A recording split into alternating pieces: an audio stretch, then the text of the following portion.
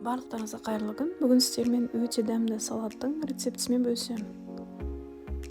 Бізге қажет болады кинза 2 бума, қызанақ, уксус, менде 70%, саңырауқұлақ осындай шампиньон, сарымсақ және брынза қажет болады. Брынза менде Қырғызстандікі, ерімейтін және соя тұздығы. Енді барлығын бірінші турап дайындап аламыз. Брынзаны 4 бұрыштетіп турап аласыздар.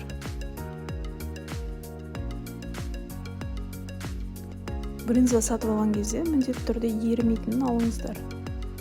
Кейбір брынзалар майға түскеннен кейін еріп жоқ болып кетеді. Сол үшін бұл салатқа арнайы ерімейтін осындай Қырғызстанның брынзасын алсаңыздар жақсы. Міне барлығын осылай турап алдық. Енді саңырауқұлағымызды видеодағыдай жіңішке етіп тураймыз.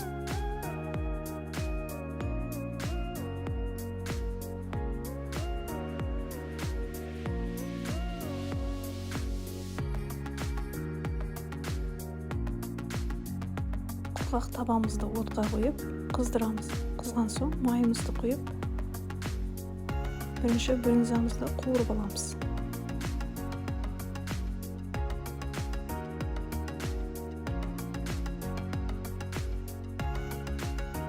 Ағаш қасықпен осылай аударып отырып, қуырып аламыз.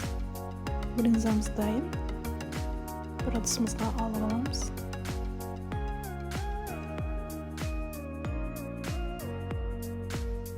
Енді табамызға кішкене майымызды құйып, қызған соң саңырауқұлағымызды қуырып аламыз.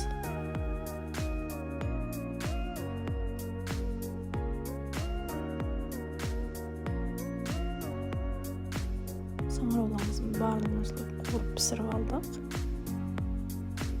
Піскен кезде осылай түсі өзгеріп қарайып кетеді. Енді таза ыдысымызға салып аламыз.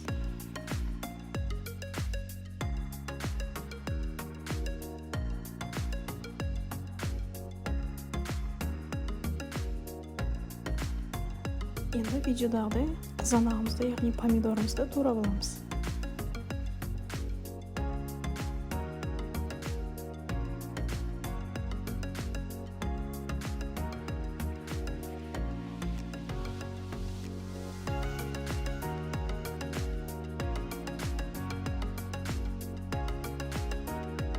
Туралған помидорымыз үстіне саңырауқұлағымызды саламыз. Сосын жаңа алдын ала қуырған брынзамызды қосамыз.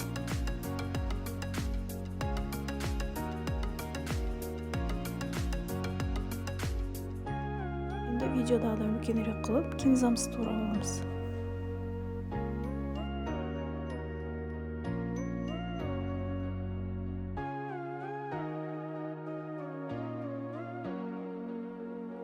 Енді соусын дайындаймыз. Ол үшін сарымсақты видеодағыдай ұсақтап турап аламыз да бір ыдысымызға саламыз. Уксус қосамыз.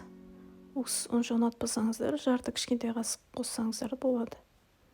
Сосын үстіне соя тұздығын қосамыз.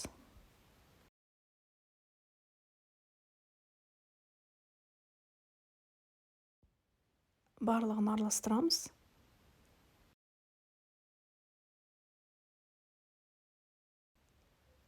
Дәміне қарай тұз саламыз. Осымен соусымыз дайын.